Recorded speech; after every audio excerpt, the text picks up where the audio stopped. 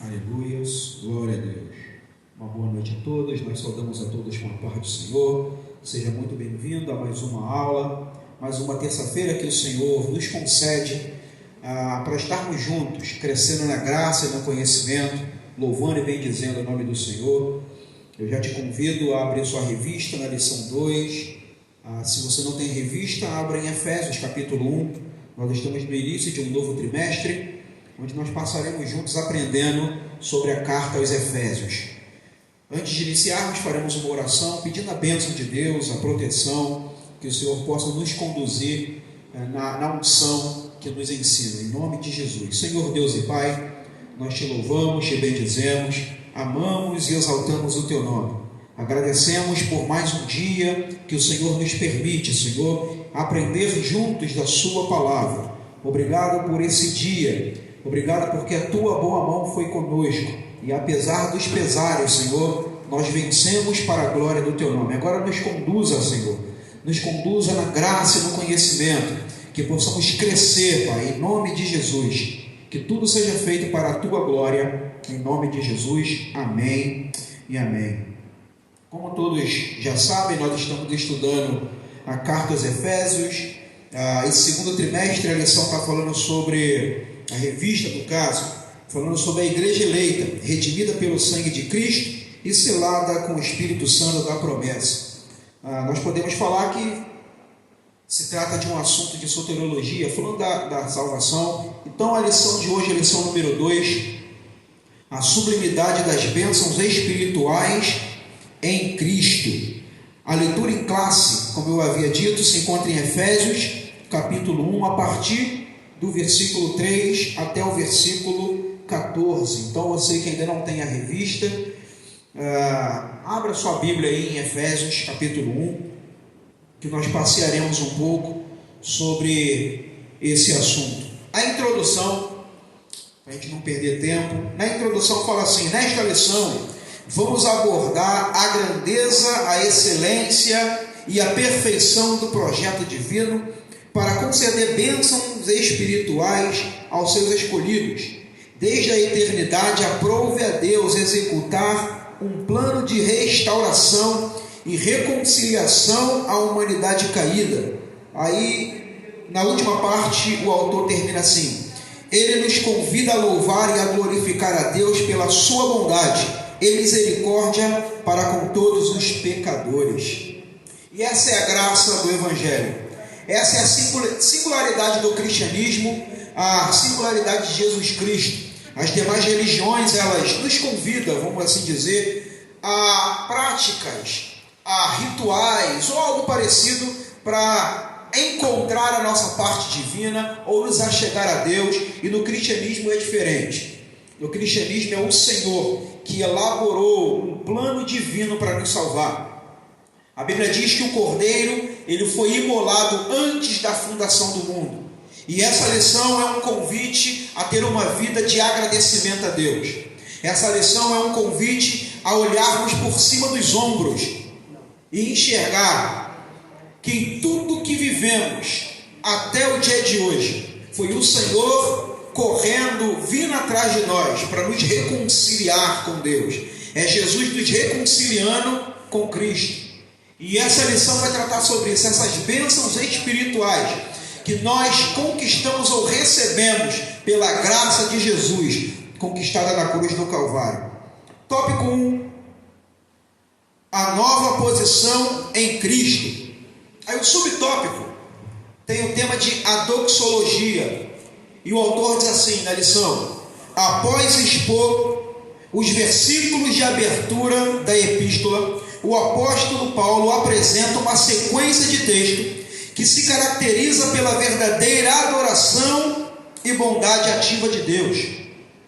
Ele começa pela frase: bendito o Deus Pai de nosso Senhor Jesus Cristo, onde bendito significa digno de louvor. Então, logo após a abertura, logo após o apóstolo Paulo se apresentar como o apóstolo de Cristo, ele segue numa sequência de versículos que nós conhecemos como doxologia, ou seja, versículos de adoração. O que Paulo escreve é caracterizado como um É quando Paulo, por exemplo, aos Romanos, ele diz: ó profundidade das riquezas, tanto da sabedoria quanto do conhecimento de Deus. Isso é uma doxologia.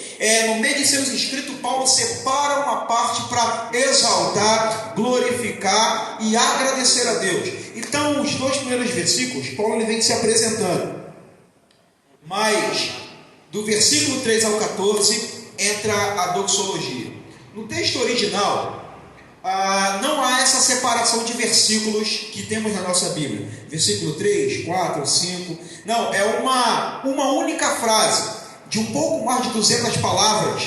Então essa única frase, no original, ela está direta, não tem esses versículos separando. Então ali está um texto de louvor, uma poesia de Paulo a Deus. Esse conjunto de palavras é chamado em hebraico de beraca, tributo a Deus e as bênçãos que concede ao seu povo. Então no texto judaico tem muito disso, principalmente nos salmos. O salmista, quando diz bendito é Deus, louvado seja Deus, é o que Paulo está se utilizando dessa literatura judaica para poder fazer a sua doxologia. Então essa admirável sentença tem início do adjetivo grego bendito. Então Paulo usa ali um termo no grego que a Septuaginta traduz do hebraico. No hebraico é Baruch, que é bendito seja Deus. Então no hebraico essa palavra é Baruch. A Septuaginta, ao traduzir no grego, esse significado de bendito, sabe, de bendizer ao Senhor. Então essa sequência do 3 ao 14 é a doxologia de Paulo. E a adoração a Deus, o louvor, melhor dizendo, na igreja, ela é essencial para a educação cristã da igreja. Paulo se utilizou por algumas vezes de doxologia ou de adoração para poder doutrinar a igreja, para poder transmitir à igreja uma verdade bíblica. E nós vemos nesse conjunto de textos, nesses conjuntos de versículos, que ali tem uma cristologia e ali tem a doutrina da Trindade. Então o louvor e a adoração sempre paulina, de Paulo a Deus, tem uma teologia, ela é consistente, ela é firme na sua doutrina. E nós precisamos ter uma vida de doxologia. Nós precisamos ter uma vida de adoração a Deus. A adoração, ela precisa fazer parte da minha vida quanto igreja individual, mas da igreja de Cristo coletiva. E o louvor, podemos dizer que é uma continuação de um gabinete pastoral, ou do cajado do pastor, porque o louvor também doutrina, o louvor também conduz o povo a um tipo de conhecimento de Deus. E nós precisamos então pensar no tipo de doxologia que estamos oferecendo a Deus, o tipo de adoração que estamos oferecendo a Deus. Eu quero ler aqui um conjunto de 3 textos diferentes, de 3 cartas diferentes de Paulo, para vermos como a adoração fazia parte do escrito de Paulo. 1 Coríntios, capítulo 14, versículo 26.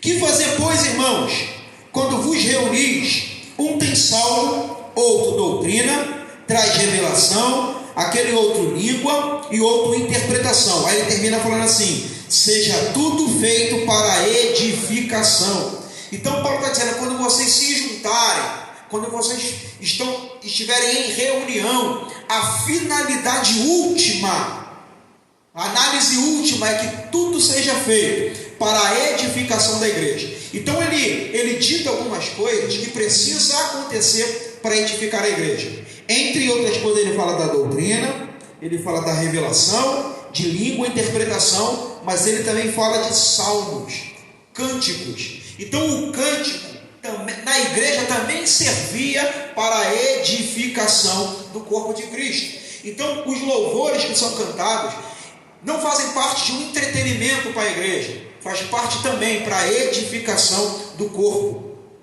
Efésios capítulo 5, versículo 18 e 19. E não vos embriagueis com vinho, no qual há dissolução, mas enchei-vos do Espírito. Versículo 19. falando entre vós com salmos, entoando e louvando de coração ao Senhor, com hinos e cânticos espirituais. Colossenses, ele fala a mesma coisa. Habite ricamente em vós a palavra de Cristo, instruindo-vos e aconselhai-vos mutuamente em toda a sabedoria. Aí ele diz assim, com salmos, hinos e cânticos espirituais. Em Efésios, Paulo está dizendo, não se embriague, não se encha de vinho, mas enchei-vos do Espírito. No versículo seguinte ele fala como se encher. Ele diz, falando entre vós de salmos, entoando louvores, hinos e cânticos espirituais. Em Colossenses ele fala que a palavra habite ricamente, e ele fala a mesma coisa, sabe como? Com hinos, salmos, cânticos espirituais. A igreja primitiva, a liturgia de culto da igreja primitiva, podemos dizer que ela se derivou da sinagoga. Então o estilo de culto que havia na sinagoga, aquela liturgia, cânticos, a leitura, a pregação, a separação para oração, a igreja primitiva observou o tipo de culto que havia na sinagoga e introduziu na igreja. Então a igreja, a liturgia que nós temos hoje, se parece demais com o que havia na sinagoga. E talvez na sinagoga, ou melhor dizendo, na igreja, por ter pessoas que não eram judeus, gentios, estavam se aliando, se juntando à igreja, foi introduzido os cânticos espirituais. No início tinha salmos, mas agora a igreja é composta de pessoas de diversas nações, e agora foi introduzido cânticos espirituais. Então a igreja, Paulo, ele se utilizou demais e incentivou demais a adoração na igreja, mas não somente como meio de entretenimento, mas para edificação do corpo, para nos encher do Espírito e para que a palavra habitasse ricamente em nós. E os nossos louvores e adoração precisam ter essas três finalidades: edificação do corpo, nos encher do Espírito e fazer com que a palavra habite ricamente em nós. Eu tenho aqui um livro comigo que o nome é A Teologia que Vem dos Palcos Evangélicos. É um livro onde a autora trabalha exatamente sobre isso. Ela não fala somente para pastores ou pregadores, mas especificamente para louvor e adoração. Que tipo de teologia nós estamos produzindo com nossas canções? Que tipo de doutrina nós estamos trazendo para a igreja através das nossas canções? E nós precisamos pensar nesses louvores, pensar no tipo de canção que nós estamos produzindo para o corpo de Cristo. Repito, a adoração na igreja, ela precisa ter essas três finalidades que nós lemos nessas três cartas. Seja para edificação, para nos encher do Espírito e para que a palavra habite ricamente em nós. A adoração na igreja primitiva, ela servia como meio para vencer o sincretismo, por exemplo. Eu quero ler um trecho aqui do livro. A comunhão entre os irmãos era o objetivo principal, através do canto e da Eucaristia. O palco, nesse caso, foi substituído pela congregação, cantando verdades cristãs simples, que ajudavam a discernir o Evangelho. Eu quero destacar, logo no início dessa afirmação da autora e o final, ela fala assim: a comunhão entre os irmãos era o objetivo principal, através do canto. Então, através da adoração, havia a comunhão, o laço era fortalecido, e ela termina falando assim: cantando verdades cristãs simples, que ajudavam a discernir o Evangelho. Então a doxologia de Paulo, ela era cristocêntrica. Ela lhe exaltou o Deus Pai, falando que a partir do Deus Pai, que veio todas as coisas, o Deus Filho executou, e o Deus Espírito Santo confirma a obra na cruz. E a doxologia de Paulo, a adoração, ela continha essa mensagem. E as canções da igreja primitiva, ela tinha essa finalidade. de trazer verdades evangélicas, verdades cristãs. E as nossas canções, a nossa adoração na igreja, ela precisa nos edificar, nos encher do Espírito e nos conduzir para uma doutrina sadia, uma doutrina sã, uma doutrina sem mistura. Então, como disse a autora, a canção na igreja primitiva, ela ajudava contra o sincretismo. E hoje, uma das coisas que mais temos é o sincretismo religioso, uma mistura de doutrinas, uma mistura de ideias, de ideologias. E a mensagem bíblica, a pregação, ela precisa ser cristocêntrica e trazer a sã doutrina, mas os nossos louvores também precisam pregar a sã doutrina. Nós precisamos tomar cuidado com os louvores. Há um tipo de mantra, vamos assim dizer, um tipo de mantra nos louvores evangélicos. O mantra para a religião hindu era um tipo de repetição de sílabas, repetição de frases para uma evocação ou de uma divindade, ou para atingir algo mágico. E às vezes nós utilizamos isso. Se vemos que o culto está frio, está parado, nós temos aquela canção-chave que faz a igreja startar, aquela virada da bateria, aquele aumentar do som. Nós temos música-chave, refrão específico para ativar a igreja. Mas precisamos tomar cuidado com isso, porque isso não pode passar de mantra. Quando o louvor ele é cristocêntrico, quando ele é biblicamente correto e ele vem do coração, nós não precisamos de muita coisa para ativar essa movimentação do Espírito. Então que possamos pensar um pouco nisso, ter um pouco de cautela. Tópico 2: as bênçãos espirituais. Essas bênçãos nos conduzem a exclamar como Paulo: bendito seja Deus. Quando Paulo ele escreve a carta aos Romanos, ele destaca umas características do reino de Deus. Ele fala que ele é justiça, paz e alegria no Espírito Santo. Paulo ele não diz que é felicidade no Espírito Santo, mas alegria. A alegria ela é transcendente. A alegria ela é ultra circunstancial. A felicidade nós dependemos de momentos e ocasião para sentir felicidade, mas a alegria no Espírito Santo é modos ou limites. E só a alegria no Espírito Santo é capaz de fazer isso. Mas como podemos nos alegrar no Espírito Santo? É quando a nossa expectativa está no lugar certo, nas bênçãos espirituais. Quando o nosso coração ele está clamando demais pelas bênçãos materiais, não que seja errado, nós precisamos correr atrás, orar, pedir a Deus, batalhar por bênçãos materiais. O Senhor está aí para abençoar, mas nós temos bênçãos espirituais e o nosso coração precisa estar focado nas bênçãos espirituais, porque quando a gente pensa nas bênçãos espirituais, nos lembramos das bênçãos espirituais, ainda que nos falte as bênçãos materiais, nós falaremos como Abacuque: todavia me alegrarei. O próprio apóstolo Paulo, quando ele escreve aos Filipenses, ele fala: eu aprendi a viver bem, contente, em todas as maneiras. Eu sei viver bem, tanto com escassez quanto com fartura. E ele dita ali algumas aflições da vida e até bênçãos da vida. Ele fala: eu aprendi. E ele termina dizendo: porque eu posso todas as coisas naquele que me fortalece. Porque a expectativa de Paulo, a certeza de Paulo, estava nas bênçãos espirituais já conquistadas. Não por ele, não pela igreja, não por nós, mas por Cristo. E a nossa expectativa tem que estar nessas bênçãos espirituais. Paulo ele cita algumas aqui.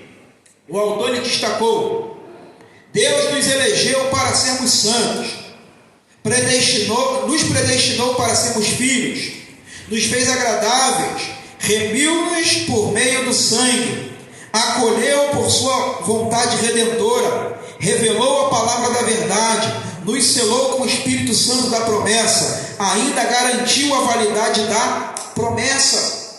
Essas são as bênçãos espirituais. E ainda que a gente lute, batalhe, corra atrás e não consiga conquistar as bênçãos materiais, devemos nos alegrar, levantar a mão para os céus, porque nós já recebemos bênçãos espirituais. E Paulo, ele usa uma linguagem, ele coloca essa palavra no grego no sentido de já está terminado, não é que vamos conquistar, já foi conquistado. É por essa razão que ele escreve aos Romanos dizendo que em Cristo nós somos mais do que vencedores. Não é por algo que ainda vamos conquistar, mas por aquilo que ele já conquistou na cruz do Calvário e por graça e bondade nos concedeu. Então talvez, eu não sei como está o seu coração, a sua expectativa talvez está numa bênção material. Ore, peça ao Senhor, que Deus ainda é um Deus que abre porta, é um Deus que ainda que abençoa, mas ainda que não aconteça, todavia nos alegraremos, porque já recebemos bênçãos espirituais. Lucas capítulo 10, a partir do 17. Então regressaram os 70, possuídos de alegria, dizendo: Senhor, os próprios demônios nos submetem pelo teu nome. Mas ele lhes disse: eu via Satanás caindo do céu como um relâmpago. Eis aí, vos dei autoridade para pisar de serpentes e escorpiões, e sobre todo o poder do inimigo, e nada absolutamente vos causará dano. Não obstante, alegrai-vos, não porque os espíritos vos submetem, e sim porque o vosso nome está arrolado nos céus. Os discípulos vão para uma missão, evangelizar as circunvizinhanças. Quando volta, possuído de alegria e grande temor, muita alegria por aquilo que fizeram em nome de Jesus. E o Senhor disse: olha, amém, quer se alegrar, mas se alegre sobremaneira por um outro detalhe: o seu nome está selado, gravado nos céus. E essa precisa ser a nossa maior alegria, não por aquilo que fazemos ou iremos fazer, pelo nome do Senhor, seja no ministério ou na vida secular. Não é por aquilo que vamos ou conseguimos fazer, mas por aquilo que Ele já fez por nós. Morreu na cruz do Calvário, nos resgatando do império das trevas, nos selando, e o nosso nome está escrito no livro da vida. E essa precisa ser a nossa maior alegria, a nossa maior convicção, de que se o Senhor volta hoje para buscar a igreja, ainda que minhas bênçãos materiais fiquem para trás, o nosso nome, o meu nome, o seu nome, está escrito no livro da vida. Então se alegre por essas bênçãos espirituais. Não devemos nos alegrar por aquilo que vamos fazer, que já estamos fazendo, que vamos conquistar, mas porque o nosso nome está escrito no livro da vida. Os discípulos nunca viveram aquela experiência, começaram a viver aquela experiência. O Senhor disse: olha, deixa eu dar outro recado, eu vi a Satanás caindo do céu como um relâmpago, vocês evangelizando, as boas novas sendo pregadas. Satanás, há uma batalha no mundo espiritual, mas deixa eu dizer, há sobre vocês autoridade para desfazer qualquer armadilha de Satanás. Mas não se alegre por causa disso, pelas suas vitórias ministeriais. Se alegre porque eu já venci na cruz e o seu nome está escrito no livro da vida. Então que assim seja, que possamos agradecer ao Senhor pelas bênçãos espirituais. Tópico 3: nova condição. Essa nova vida é conferida somente para quem está em Cristo, isto é, o oposto da antiga vida em Adão, escravizada pelo pecado. Esse texto que eu acabei de ler está na nossa revista aqui no tópico 1, subtópico número 3. Na semana passada, que foi uma aula de introdução, nós falamos sobre o contexto de Efésios, o contexto na carta de Efésios. Paulo chega nessa cidade e ali ele encontra alguns discípulos que eram discípulos de Apolo, e Paulo pergunta se eles tinham sido batizados no Espírito, e eles disseram: olha, a gente sabia que existe o Espírito Santo, eles são batizados. Paulo então começa ali um discipulado, um trabalho com aqueles 12 discípulos, E Paulo começa então com eles a entrar nas sinagogas para conversar e para discutir, debater sobre a Cristo, a vida de Cristo, a ressurreição. E ali Paulo não tem muito sucesso, então ele aluga um espaço, vai com esses discípulos, e ali eles começam a fundar e a levantar essa igreja aos Efésios. Nós vimos semana passada o tipo de espiritualidade que havia naquela região. O templo da deusa Diana, onde havia muita prostituição, ocultismo. Aquelas pessoas, aqueles homens, ao se converter, diz o texto que eles corriam para as praças e queimavam seus livros de magia. Então ali houve um grande avivamento através de Paulo e daqueles poucos discípulos, aqueles que ele havia conquistado. Então eles começaram a viver uma nova vida em Cristo. Nós vemos quando Jesus, lá em Apocalipse, mais ou menos 40 anos depois dessa carta aos Efésios, dessa fundação, Paulo escrevendo, melhor dizendo, Jesus escrevendo e João recebendo de Cristo, escrevendo essa carta, escrevendo a igreja de Éfeso. Nós vemos ali uma igreja centrada, doutrinária, sabe, bem firme na doutrina. Diz que ele não suportava maus obreiros, odiavam as obras dos nicolaítas, eram firmes na doutrina. Então nós vemos que essa conversão, essa igreja que nasceu debaixo de um avivamento, ela se manteve por muitos anos assim, firme na doutrina. E nós precisamos entender isso, que avivamento não é uma movimentação, avivamento não é um barulho, avivamento é um novo estilo de vida, é uma mudança de vida. Avivamento parte do pressuposto de arrependimento. Avivar significa tornar-se mais vivo. Então, nós precisamos buscar o verdadeiro avivamento. E esse verdadeiro avivamento vem com uma nova vida em Cristo. Efésios, capítulo 5, a partir do versículo 8, Paulo fala assim: pois outrora vocês eram trevas, porém agora sois luz no Senhor. Andai como filhos da luz. Porque o fruto da luz consiste em toda bondade, justiça e verdade, provando sempre o que é agradável ao Senhor. Versículo 11: e não sejais cúmplices nas obras infrutíferas das trevas, antes reprovai. Antes reprovai. Paulo está escrevendo para uma igreja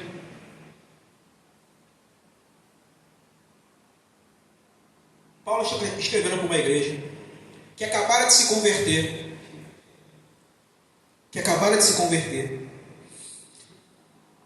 e está passando por um avivamento, uma mudança de vida. Repito, levando seus livros de ocultismo, uma das práticas que tinha era uma adoração ao deus Baco, que consistia em muitas bebidas. Então Paulo escreve no capítulo 5 desse texto que acabamos de ler, Efésios capítulo 5, a partir do versículo 8, do 8 ao 11. Lá no versículo 18, Paulo fala assim: não se embriague com vinho, não é com muita bebida, não é se enchendo e se embriagando que você vai encontrar a espiritualidade, assim como essa cultura está dizendo, enchendo do Espírito. Então Paulo está doutrinando uma igreja, escrevendo para uma igreja, não só uma igreja, que como nós aprendemos semana passada, é uma carta circular, era para circular nas demais igrejas. Paulo está dizendo que essa nova vida em Cristo, ela consiste nessa mudança, nessa radicalidade de abrir mão de tudo que vivia para viver uma nova vida. Mas ele diz assim no versículo 11, Efésios capítulo 5, versículo 11: não sejais cúmplices nas obras infrutíferas das trevas, antes reprovai. Então ele está dizendo, não é só abrir mão, não é só parar de praticar essas obras infrutíferas, mas é agora reprová-las. É chegar para alguém que está vivendo uma vida que você vivia antes, não é julgar ou condenar, mas reprovar. Mas essa reprovação é em amor, é chamar alguém e falar assim como eu tive uma mudança de vida, assim como eu encontrei um novo caminho, eu desejo que você encontre e explanar Jesus Cristo. Então essa nova condição não consiste só em abrir mão de obras infrutíferas, mas é reprovar quem ao nosso lado está praticando tais obras que outrora praticávamos. O livro de Steve Lawson, falando sobre George Whitefield, ele diz que George Whitefield, ele nasceu ali numa época onde havia uma sequidão espiritual. E ele diz assim, o autor, que essa sequidão era fruto de que a igreja ela não estava preocupada em ter uma membresia regenerada. E essa precisa ser a preocupação da nossa liderança. Os nossos líderes precisam se preocupar se a sua congregação consiste de uma membresia regenerada. E essa regeneração, essa palavra regenerar significa nascer de novo, um novo nascimento, como nós aprendemos na aula passada sobre esse novo nascimento, essa nova condição em Cristo Jesus. Então que nós possamos entender isso, que nós somos novas criaturas, regenerados. Então não cabe mais obras infrutíferas. Além de abrirmos mão, precisamos reprovar quem tais obras pratica. Tópico 2: uma vida cristocêntrica nesse mundo. Fala da revelação desse mistério. Então, Paulo, no meio desses versículos, desse conjunto de versículos, ele fala que o Senhor se revelou, aquilo que estava oculto ele predestinou. Eu quero ler aqui Lucas capítulo 10, versículo 21, 22, 23 e 24. Lucas capítulo 10, a partir do versículo 21. Peço você que leia aí. É aquela continuação do texto que acabamos de ler, onde Jesus ele chama os discípulos e diz: olha, se alegra porque o seu nome está escrito no livro da vida. Então ele, na continuação, ele termina, fala isso no versículo 20, a partir do 21, diz assim: naquela hora exultou Jesus no Espírito Santo e exclamou: graças te dou, ó Pai, Senhor do céu e da terra, porque ocultaste essas coisas aos sábios e instruídos e as revelaste aos pequeninos. Sim, ó Pai, porque assim foi do teu agrado. Tudo me foi entregue por meu Pai. Ninguém sabe quem é o Filho senão o Pai, e também ninguém sabe quem é o Pai a não ser o Filho, e aquele a quem o Filho quiser revelar. E voltando-se para os discípulos, disse-lhes particularmente: bem-aventurados os olhos que veem as coisas que vos vedes. Pois eu vos afirmo que muitos profetas e reis quiseram ver o que vedes e não viram, e ouvir o que vocês estão ouvindo e não ouviram. Os discípulos chegaram alegres: estamos expulsando demônios. Jesus: opa, sua alegria tem que ser outra. O seu nome está escrito no livro da vida. Agora é Jesus que se alegra. É Jesus que levanta a voz e exalta a Deus. E a alegria de Jesus não é por aquilo que os discípulos estavam realizando em seu nome. A alegria de Jesus é por aquilo que o Pai fez por amor a esses discípulos e a essas pessoas que os discípulos evangelizaram aqui. E que alegria de Jesus é essa? Essa revelação das boas novas, essa revelação do plano divino, essa revelação de um Deus Pai que não deixou a humanidade à deriva de seus pecados, não deixou a humanidade largada. A última palavra de Deus para Adão poderia ser essa: agora você está só, te jogo fora do jardim, te lanço fora do jardim e acabou. A última palavra de Deus poderia ser essa, mas não foi. O Senhor deixou claro que chegaria um momento, que viria que nos restauraria para Gênesis 1 e 2, que nos traria de volta o plano original. E Jesus, ao observar isso, vendo que essa revelação chegou, que Deus ocultou de alguns e revelou a outros, Jesus se alegra. E essa precisa ser a nossa alegria. A nossa alegria porque recebemos bênçãos espirituais, mas uma alegria porque o Senhor nos revelou o seu plano divino, que desde a fundação do mundo o Cordeiro foi imolado por minha causa, por tua causa, por minha vida e por sua vida. Então, talvez, eu não sei, se você olha para a sua vida e circunstâncias e acha que não tem tanta razão para se alegrar, tantos motivos para se alegrar, eis aqui a razão principal: bênçãos espirituais te alcançaram, e a revelação das boas novas veio à minha casa e à sua casa, e a despeito de todas as circunstâncias, nós estamos salvos em Cristo Jesus, e precisamos nos alegrar. O outro tópico, a plenitude dos tempos, implica dizer que todo o universo, céus e terra, estarão submissos à autoridade e soberania de Cristo. Nesse sentido, a ruptura provocada pelo pecado de Adão é restaurada completamente em Cristo. No versículo 10, Paulo diz que na plenitude dos tempos, Deus iria reunir, convergir, congregar todas as coisas em Cristo, dizendo que Ele é a autoridade, é o cabeça de toda a criação. Isso não significa que o Senhor não está sobre todas as coisas, que Ele governa todas as coisas. O salmista no Salmo 24 diz que do Senhor é a terra e a sua plenitude, o mundo e os que nele habitam. O Senhor governa sobre tudo, Ele é soberano, mas na plenitude dos tempos, repito, o plano original vai ser convergido. Nós seremos salvos por completo, porque nós fomos salvos, somos salvos e seremos salvos. Há uma glorificação nos esperando. Então, na plenitude dos tempos, e essa plenitude dos tempos não significa aquela ideia de dispensação, tempo da lei, da graça, não, ainda que possa sugerir, não está se referindo a isso. Paulo está falando sobre o Kairos, o tempo de Deus, o tempo que Deus determinou para fazer com que todas essas coisas venham se reunir novamente em Cristo Jesus. A Bíblia diz que toda a criação está aguardando de forma ansiosa essa manifestação, essa redenção. A própria natureza aguarda a redenção. Nós somos salvos, mas ainda habita em nós a natureza de Adão, a consequência do pecado de Adão. Mas na plenitude do tempo, no tempo que o Senhor determinou, todas essas coisas vão convergir e o Senhor será cabeça de todas as coisas por completo. Atos capítulo 1, versículos 6 e 7. Atos capítulo 1, versículos 6 e 7 diz assim: Então os que estavam reunidos lhes perguntaram: Senhor, será esse tempo que vai restaurar o reino de Israel? Respondeu-lhes: Não vos compete conhecer tempos ou épocas que o Pai reservou pela sua exclusiva autoridade.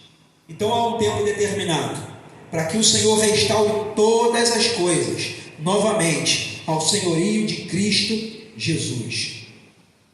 E os últimos tópicos, eu quero finalizar com esses dois últimos tópicos. Fala a mesma coisa. O tópico 1 fala sobre o selo do Espírito Santo, e o outro tópico, o penhor da nossa herança. Repito, nos escritos de Paulo nós encontraremos essa doutrina da Trindade. É o Deus Pai elaborando, o Deus Filho executando e o Deus Espírito Santo nos confirmando. E eu quero citar alguns trechos desse excelente livro de Gordon Fee, Paulo, o Espírito e o Povo de Deus. É um livro que fala dessa doutrina do Espírito Santo. Na página 11,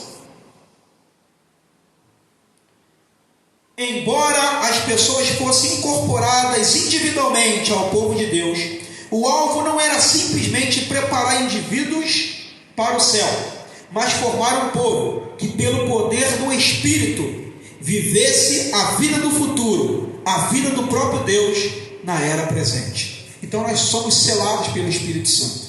Mas esse selo do Espírito Santo não é só para nos separar para os céus, mas para que a gente viva a vida que viveremos nos céus, a vida que Deus planejou desde a fundação do mundo nessa era presente, a despeito de toda a natureza pecaminosa, a despeito de toda essa falta de temor, dessa podridão que está a humanidade, cheia do Espírito Santo, selados pelo Espírito Santo, nós podemos viver a vida do futuro, como diz Gordon Fee, na era presente. Então essa é a finalidade.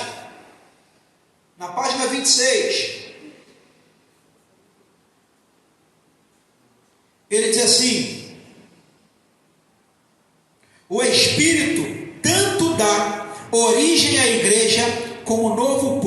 de Deus, quanto molda esse povo segundo a imagem de Cristo, por meio de seu fruto na vida dos crentes. Então a igreja está selada, nós fomos selados. Então é o Espírito Santo que dá origem à igreja.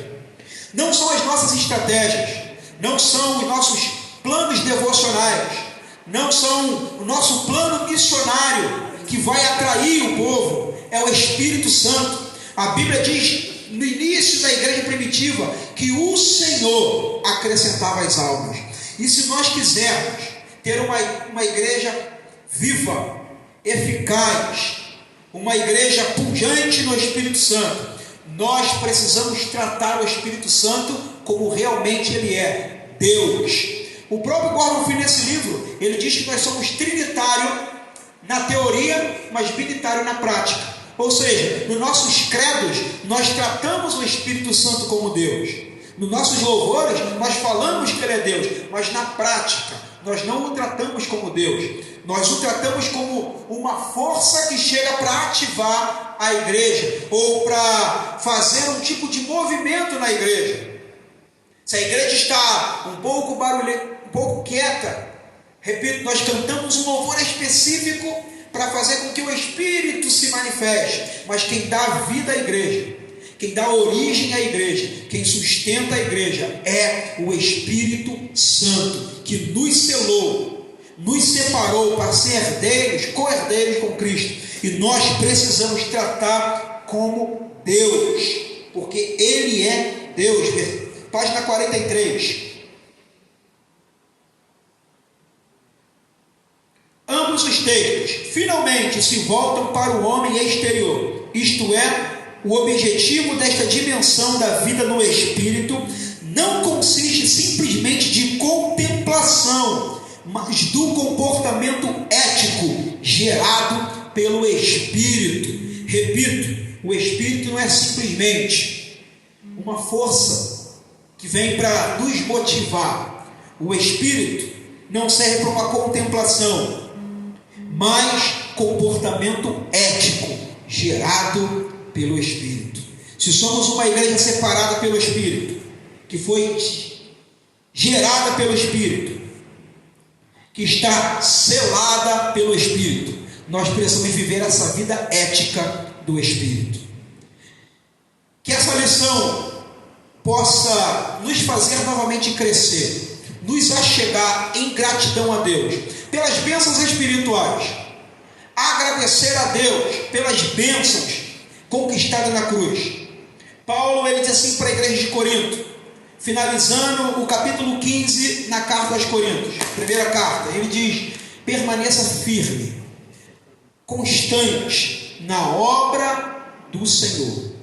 Essa obra do Senhor, geralmente a gente interpreta esse versículo sobre pregar, cantar, fazer. Não, a obra do Senhor é a obra que Ele realizou. Então permaneça firme e constante na obra do Senhor, na obra que Ele realizou na cruz, porque Ele nos predestinou, nos selou, nos regenerou, nos santificou e vai nos glorificar na plenitude dos tempos. Então que possamos sair essa noite mais gratos a Deus, mais gratos a Deus. Paulo, ele diz aos Efésios que nós fomos filhos da ira. O que nós merecíamos é ira. Estávamos predestinados ao inferno, mas a obra que Ele realizou na cruz nos selou, nos separou e está nos fazendo viver na era presente uma vida cheia do Espírito Santo. Que possamos agradecer pelas bênçãos espirituais nas regiões celestiais que vêm e provém do Pai. Em nome de Jesus, nós faremos uma oração para que o Espírito Santo fale melhor ao seu coração. É o Espírito Santo que dá a palavra, que abre a porta para a palavra do pregador, abre o coração do ouvinte, convence, e é Ele que prepara. Então tudo é pelo Espírito Santo. A confirmação da obra realizada na cruz é na era do Espírito Santo. Jesus precisou ir e enviar o outro, porque a confirmação do que Ele fez na cruz é pelo Espírito Santo. Quando o Senhor diz: vocês serão batizados do Espírito Santo, não se trata, irmão, não vamos reduzir esse texto a simplesmente falar em língua estranha, o texto não está se tratando exclusivamente disso. O texto está se tratando de uma nova era. É a era do Espírito Santo. Batizados no Espírito Santo. Que possamos ser cheios do Espírito, batizados no Espírito. Que possamos ser selados pelo Espírito, para que possamos viver essas bênçãos espirituais, para que o nosso coração esteja simplesmente grato a essas bênçãos espirituais. Feche seus olhos, junte com a sua família, dê as mãos se vocês podem, que possamos orar juntos, para agradecer a Deus pelas bênçãos espirituais. Senhor Deus e Pai, louvamos e engrandecemos o Teu nome. Senhor, como o salmista disse, bendiga, ó minha alma, ao Senhor, e não te esqueças de nenhum dos teus benefícios. Nós queremos te agradecer por esses benefícios, não os materiais, mas a regeneração, a santificação, a predestinação, a eleição em Cristo Jesus. Obrigado, Senhor, pela obra que o Senhor realizou na cruz. Obrigado, Deus Pai, pelo plano divino da salvação. Bendito seja Deus. Obrigado, Deus Filho, pela obediência até a morte e morte de cruz. Obrigado, Deus Espírito Santo, pela confirmação diária, pela adoção que nós temos em Ti, porque o Senhor é Espírito Santo que derrama em nossos corações o amor que está em Cristo Jesus. E obrigado por ter nos selado, nos separado em meio ao mundo corrompido, que possamos nos santificar e glorificar o Seu nome. A Ti a honra, a glória e o louvor para todos sempre. Em o nome de Jesus te agradecemos. Amém e amém. Louvado seja Deus, bendito seja Deus. Tenha uma boa noite, em nome de Jesus.